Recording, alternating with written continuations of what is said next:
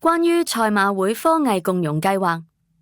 賽馬會科藝共融計劃由香港賽馬會慈善信託基金捐助，同香港城市大學城大主辦，自2022年起開展為期3年嘅計劃，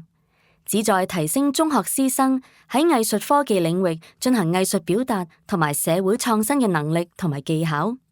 同時促進殘疾人士接觸同埋參與藝術科技嘅機會，並向年輕一代同埋社會大眾推廣藝術共融理念。計劃利用城大喺藝術科技上嘅優勢，提供平台培養藝術科技素養，包括喺中學舉行一連串教師同埋學生工作坊，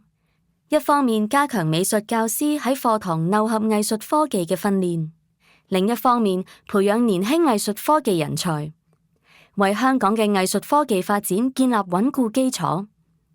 計劃亦都同藝術同埋社福機構合作，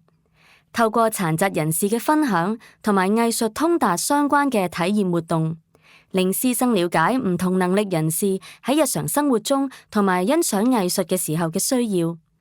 啟發佢哋思考點樣透過藝術同科技推動社會共融，展示藝術科技所反映同埋傳達嘅人文價值。